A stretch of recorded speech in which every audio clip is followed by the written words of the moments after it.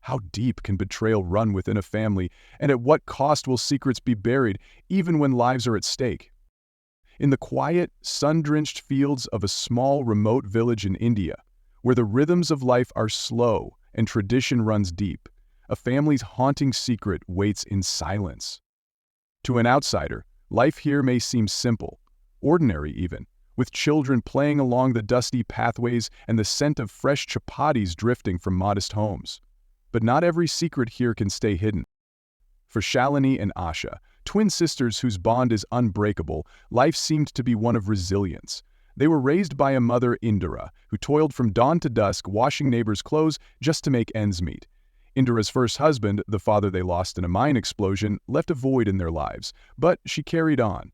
Life was never easy, but she persevered. Until one man changed everything. Indira's new husband, Deepak, a man who came into their lives with promises and empty charm, sits within their home each day, doing nothing, his gaze lingering too long, his words heavy with control. His arrival marked a shift, one that no one dared to question. Indira, caught in the web of society's expectations and her own longing for companionship, trusted him completely. She listened only to his voice, blind to the truth that crept into her own home. But what secrets would the walls of this house tell if they could speak? What secrets do Shalini and Asha carry, bound by fear and loyalty, waiting for a moment of escape that may never come? This is the story of lives changed forever, of innocence taken and trust betrayed. In the heart of a village, surrounded by fields and silence, lived two sisters, Shalini and Asha. Identical twins, they were inseparable, their bond deepened by a shared loss and a life of quiet hardship. They had grown up in the shadow of their father's absence, a father they barely remembered, a man lost to a sudden and tragic mine explosion that changed everything. Their mother, Indira, had been left to shoulder the weight of their survival alone, and for years she did so with a fierce determination. Each morning, Indira would rise before the sun, hands cracked and worn, carrying baskets of clothes from the neighboring families, washing and scrubbing until the evening stars appeared. Her days were long, each load of laundry a reminder of her duty to her daughters. She was known in the village for her resilience, a strength forged in the fires of loss. But beneath that strength lay a vulnerability, an emptiness, and a longing for companionship that eventually drew her into the arms of another man, Deepak. A man who entered their lives with soft words and promises of stability, bringing with him a subtle charm that seemed to ease Indira's burdens. For a while his presence seemed like a promise of hope. But hope, in this case, was a fleeting illusion. Deepak, though quick to step into their home, was not a man of action. He lost his job soon after, and his days quickly became filled with idleness and bitter resentment. He began to rule the household not through work or support, but through quiet dominance, casting a shadow over their lives with his very presence. While Indira labored through her days, Deepak stayed at home, slowly tightening his grip on the family. The village whispered about Indira's decision to remarry, with her role as a widow complicating her standing in the community. There were unspoken rules, ancient stigmas that a woman like her, alone and remarried, was now expected to follow. Society viewed her choices through a lens of judgment, a lens that clouded her from seeing the man she had brought into her home. And Deepak understood this power well. He understood that her loyalty to him was not just about love, but about survival. Survival in a society where a remarried widow was judged, where her only refuge was within the walls of her own home. Indira's faith in Deepak grew with each passing day. She believed in his guidance, his words, and his authority over her daughters. In her exhaustion and isolation, she looked past the tension that lingered in the house, the gradual warnings in her daughters' eyes, and the fear that sometimes flashed across their faces. Deepak had woven himself into their lives in such a way that even Indira, so strong and resilient on her own, could no longer see him for what he was. She was bound by cultural expectations and her need for stability, leaving her blind to the secrets her own home concealed. For Shalini and Asha, the days grew darker, with each passing moment blurring the lines of their safety and trust. They found themselves trapped in a web spun from their mother's trust, her love, and the quiet, creeping control of the man she had chosen to let into their lives. With each passing day, Deepak's control over the family grew tighter, his hold dark and oppressive. While Indira was out working, Deepak reigned over the household with a calculated dominance, a force felt but never openly questioned. He became more than just the head of the house. He was a shadow that loomed over Shalini and Asha's lives, watching, waiting, exerting an unspoken power that kept them in silent fear. As their mother toiled away, oblivious to what went on in her absence, Deepak's behavior shifted from unsettling to invasive. It began with harsh words, criticisms that chipped away at the girls' confidence, making them feel small, helpless. His presence was constant, his eyes tracking their every move, his voice laced with a quiet threat they couldn't ignore. Any sense of freedom or comfort they once had was slowly stripped away, replaced with an unending dread that settled into their bones. But his control didn't stop there. Under the guise of discipline and authority, Deepak took advantage of their isolation, crossing boundaries that no one dared to speak of. In the empty hours while Indira was out, he used his power over them to manipulate. He raped and kept on abusing them with any opportunity he has, stealing moments of their innocence that could never be returned. The sisters were trapped, bound by the fear of what he might do if they resisted, bound by the knowledge that their mother would never believe the truth. Then came the moment that turned Shalini's fear into despair. She was pregnant. The realization brought with it a wave of panic that gripped her, leaving her breathless, her mind spiraling as she considered the weight of her situation. She knew all too well what this would mean in their tightly knit community. This revelation, if known, would mark her with a shame that could never be erased. The community would look upon her with scorn, blame her without understanding, and her life would be left in ruins. Yet her greatest fear wasn't the village's reaction. It was the certainty that her own mother, the one person she so desperately needed to believe her, would turn away. Deepak's control over Indira was absolute, his lies carefully spun, his manipulation so complete that Shalini knew any attempt to reveal the truth would be dismissed. When Deepak discovered Shalini's pregnancy, he saw it as a threat, a truth that could shatter the control he held over the family and his standing in the community. Without a shred of hesitation, he forced her to drink a harsh, bitter concoction, a homemade mixture known to be dangerous, meant to end the pregnancy swiftly and silently. His decision was ruthless, calculated to erase the evidence of his actions, leaving no trace of what he had done. The mixture was thick and foul, burning her throat as she drank, each swallow filling her with dread. She could feel its effect almost immediately, a strange, twisting pain that started as a dull ache and slowly intensified, spreading through her body like fire. As the night fell, her suffering deepened, the agony clawing its way through her, leaving her writhing in silence. She tried to contain her pain, her cries muffled in fear of waking the household, but as the hours dragged on, the torment became unbearable. In the darkest hours of the night, Shalini's cries finally broke through, echoing down the quiet halls and waking everyone from their sleep. Indira stumbled into the room, her heart racing, confusion and terror etched across her face as she took in the sight of her daughter, pale and trembling, her body convulsing in pain. Panic flooded her as she tried to soothe Shalini, grasping for an answer, desperate to understand what was happening. They had no immediate access to a doctor, no emergency help available in the dead of night. In their isolated village, reaching the nearest hospital meant a long, grueling journey. The neighbors, hearing Indira's desperate pleas, helped arrange a local form of transportation, a small, rickety cart pulled by an old tractor. They carried Shalini onto it, Indira clutching her hand tightly, whispering words of comfort as they set off down the uneven, dusty road. But as the cart jolted and bumped along the rough path, Shalini's strength began to fade. Her breaths grew shallow, her eyes dimming, her grip loosening as she drifted away. Indira's voice broke as she pleaded with her daughter to hold on, to fight. But Shalini's struggle had reached its end. Somewhere along that lonely road, she took her final breath, leaving Indira's cries to fill the silence of the dawn. Back at home, the news of her death has already gotten to them. Asha sat in a stunned haze. Her twin, the sister she had shared every moment with, was gone, stolen by a truth that no one dared to speak. Deepak wasted no time, demanding her silence, his voice cold and threatening as he reminded her of the consequences if she ever revealed what she knew.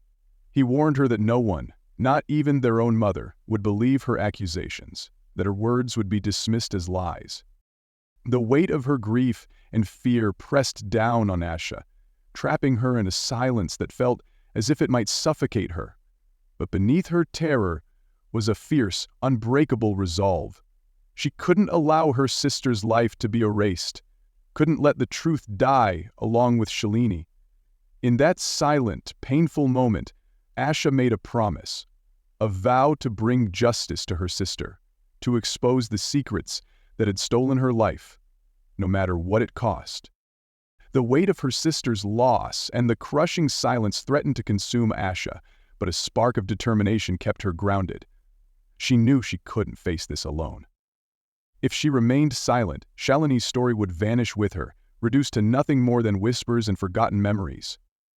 Driven by a desperate need for justice, Asha found herself standing outside the home of the one person she trusted beyond her family, the school principal, Mrs. Rao. Mrs. Rao was a woman of integrity, known for her compassion and wisdom. She had always looked out for her students, and Asha clung to the hope that Mrs. Rao would understand, that she would listen and believe what others would not. Trembling, her heart pounding, Asha stepped into the principal's home, her resolve stronger than her fear. In a voice strained with emotion, Asha poured out the horrors she had been forced to keep hidden. She described the manipulation, the abuse, the pregnancy, and the brutal concoction that had stolen Shalini's life. Each word weighed heavy, and as Asha recounted the final night, tears streamed down her face, her voice breaking as she pleaded for help. She begged Mrs. Rao to intervene before it was too late, before Shalini's body, the last piece of evidence, was taken from her forever. Mrs. Rao listened, her expression shifting from shock to deep concern. She reached out, her hand resting on Asha's shoulder, silently offering comfort as the gravity of the situation settled around them.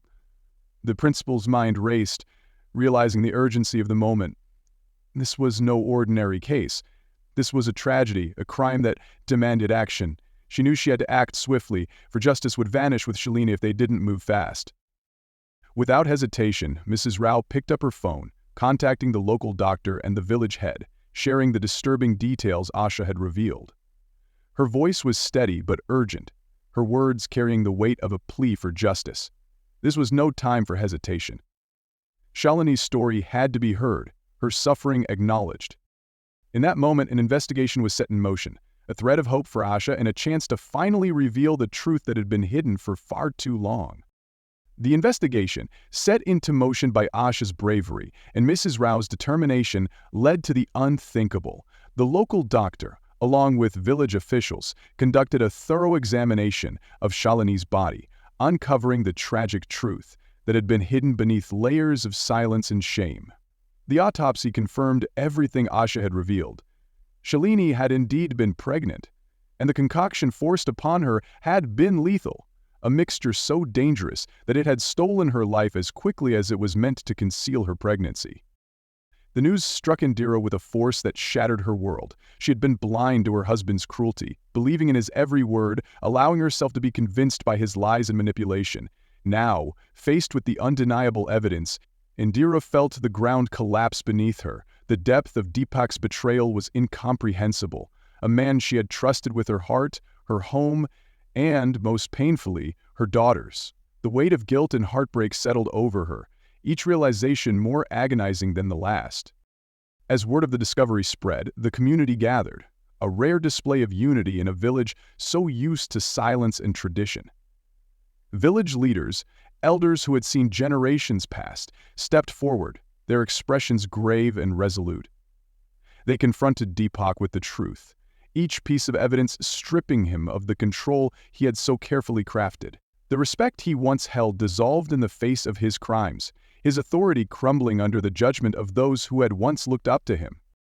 Deepak tried to deny, his voice desperate and wild, but his words fell on deaf ears. The proof was undeniable. The harm he had inflicted laid bare before everyone. In that moment, surrounded by the condemning eyes of the community, Deepak was no longer the man in control. The facade he had built for himself shattered, his crimes exposed for all to see. Justice, long overdue, had finally come to light, and Shalini's voice, through Asha's courage, was heard at last. When the authorities arrived to arrest Deepak, his once confident demeanor faded into shock and defiance. He resisted, denying every accusation, his voice laced with desperation as he attempted to twist the truth one last time. Yet his words held no weight in the face of the overwhelming evidence laid bare. As they placed him in handcuffs, his eyes darted wildly, a glimmer of fear, replacing his usual arrogance, realizing that he could no longer escape the consequences of his actions. In the courtroom, the weight of his crimes was unraveled piece by piece. Testimonies from Asha, the doctor, and the community leaders painted a vivid picture of the suffering he had caused. Each statement cut deeper, exposing the extent of his manipulation, the cruelty he had hidden behind closed doors, and the relentless abuse inflicted upon the two sisters. Evidence of the fatal concoction was presented, the details stark and undeniable, silencing any doubt about his guilt. Asha and Indira sat together, watching the proceedings unfold. For Asha, each word brought a bittersweet relief. Justice was finally within reach. But the loss of her sister was a wound that could never fully heal. Indira, gripped by her own guilt and heartbreak, struggled to accept the depth of betrayal that had occurred right before her eyes. She fought back tears as the harsh reality of her husband's cruelty became clearer. Each testimony a reminder of the trust she had misplaced, the protection she had failed to give. The judge, after hearing every painful detail, delivered a sentence that echoed throughout the courtroom: life imprisonment. Deepak, stripped of his control, was led away, his protests unheard and dismissed. Asha and Indira, though burdened by their grief, found a measure of closure in that final moment, a sense that Shalini's memory had been honored, her story finally brought to light, and her suffering given the justice it deserved. In the days following the trial, the village was left with an unshakable silence, a quiet marked by the weight of everything that had been revealed. Shalini's story lingered in every corner of the community, a haunting reminder of the horrors hidden within a family's walls. Neighbors, who once turned a blind eye, now looked at Indira and Asha with a mixture of sorrow and guilt, recognizing the suffering they had endured so close, yet unnoticed. For Indira, life became a process of rebuilding, finding strength amid guilt, seeking redemption for the trust she had misplaced. Every day was a reminder of her daughter's absence, but also of the resilience she had found in Asha.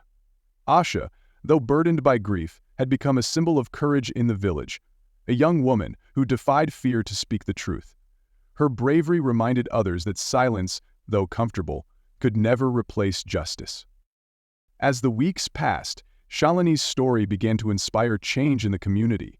Conversations that were once avoided became essential, and the village elders spoke openly about the need to protect the vulnerable and listen more closely to those without a voice. Shalini's legacy, though born of tragedy, sparked a shift, a promise that her story would not be forgotten. Yet, even as life returned to its routines, one question remained. In the quiet shadows of hidden abuse, who will stand for those who cannot speak? How many stories like Shalini's remain buried in silence, hidden behind closed doors? What would you do if faced with a truth too dangerous to speak? Would you have the courage to seek justice? Read the people we trust become our deepest threat? Where can we turn for safety? Drop your answers in the comments section. Thank you for watching, and if you'd like to hear more stories of courage and resilience, please subscribe.